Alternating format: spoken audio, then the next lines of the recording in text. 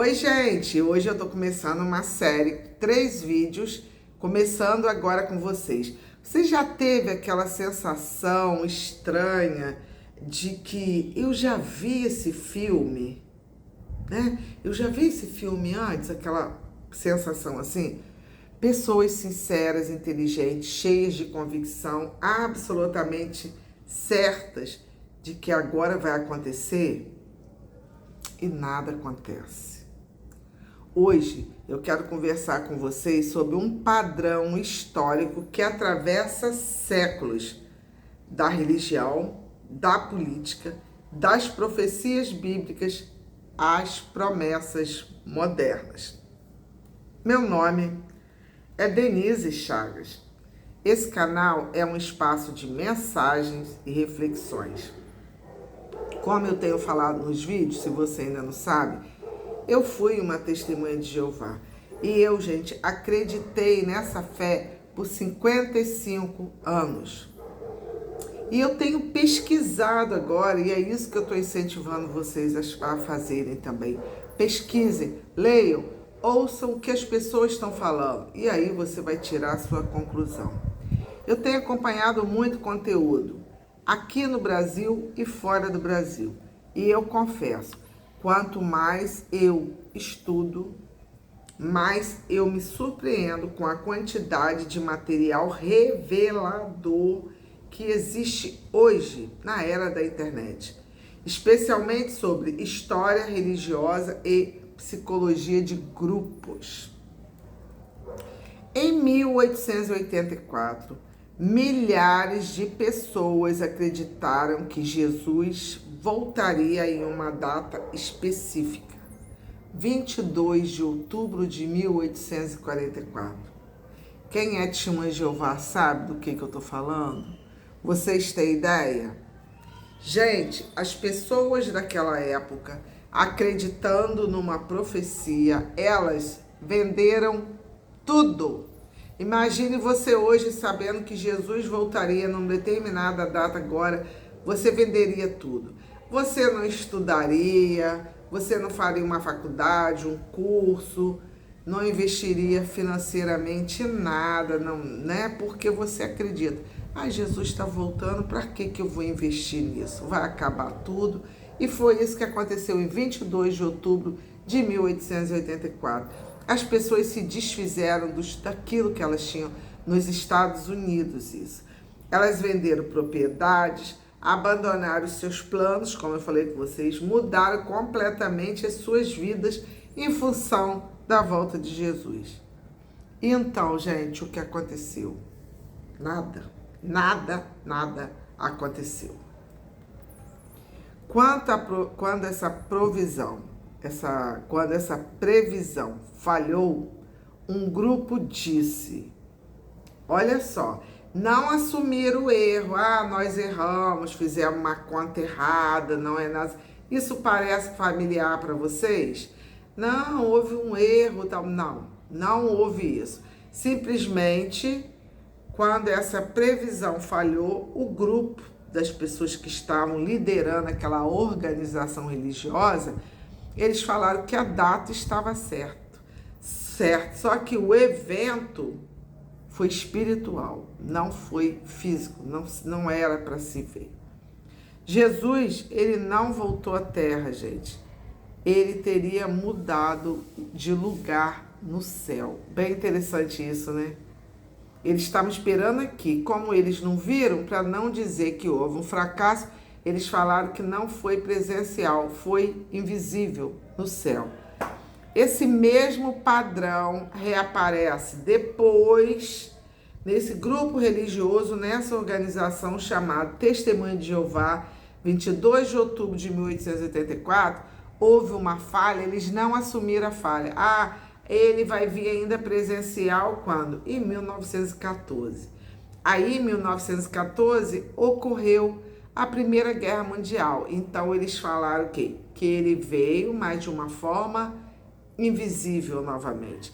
Em 1975, minha mãe já tinha entrado na Testemunha de Jeová durante 5 anos e eu já fiz vídeo aqui mostrando a quantidade de pessoas que começou a seguir Testemunho de Jeová em 1974, acreditando que ele viria em 1975. Gente, parece brincadeira a gente acreditar nessas coisas, mas é real. É real, gente. E aí, em 1975, as pessoas também ficaram naquela expectativa. Eles começaram a falar que, como não veio em 1914, aquela geração de 1914 ainda estaria viva para presenciar essa volta de Jesus Cristo. Só que nos inícios do ano 2000, começou a perceber que quem nasceu em 1914 morreu, não estava aqui. Em 1975 não houve esse retorno e as pessoas começaram a morrer. Então, o que se diz agora? Um novo entendimento, uma nova luz, a geração que não passaria, né? E passou, aí agora eles já estão falando sobre um entendimento de gerações sobrepostas. Quer dizer, uma interpretação não pegaria aqueles vivos, mas era uma geração sobreposta.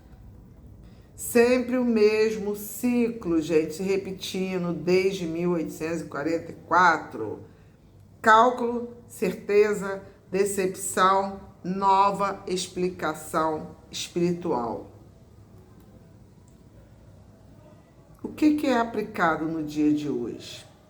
Isso, gente, não ficou no passado. Inclusive, eu me lembrei agora que eu assisti Rodrigo Silva falando que os adventistas, porque nessa época também esses grupos, né? Quando começou lá a organização da Testemunho de Jeová, com Charles Russell, que ele era presbiteriano, aí ele juntou com um grupo de adventistas, juntou com esse grupo estudante da Bíblia, eles fizeram conta. Então eu assisti o vídeo de Rodrigo Silva, que é adventista, que é um historiador, ele falou que por isso os adventistas não fazem mais contas. Eles pararam com as contas, eles acreditam, eles têm fé, mas eles pararam com as contas. E as Testemunhas de Jeová, quando esse grupo se desfez e cada um pegou, né, uma direção, aí que se criou o Adventista, criou o Testemunho de Jeová, eles ainda continuam nessa profecia que tem falhado.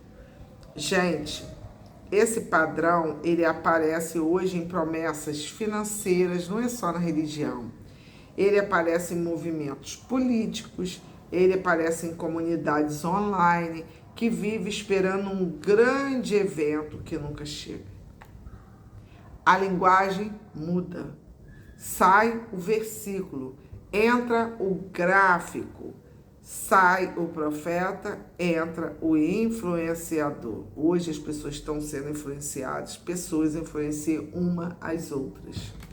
Mas a estrutura psicológica é a mesma, existe um padrão.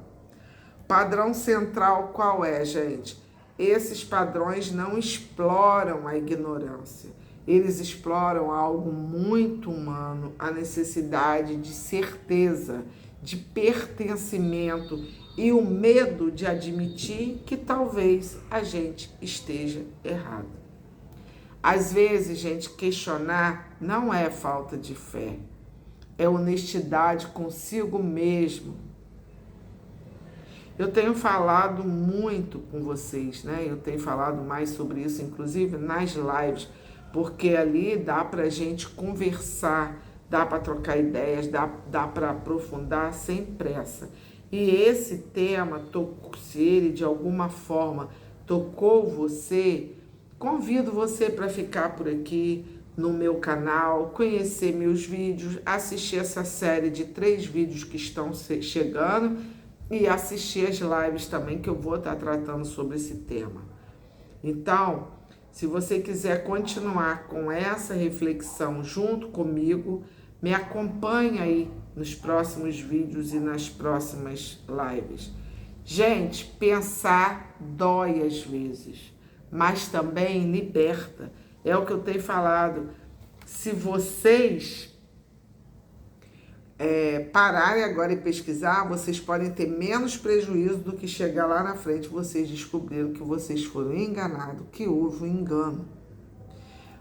A reflexão: por que pessoas inteligentes acreditam em previsões que falham? O padrão por trás das profecias que nunca se cumprem. Quando a certeza, ela vira uma armadilha. Então, gente, é isso que a gente vai trazer para reflexão. E eu tô convidando vocês para ficarem aí comigo e a gente continuar essa pesquisa junto. O que vocês acham? Vem comigo, gente. Até o próximo vídeo. Tchau, valeu!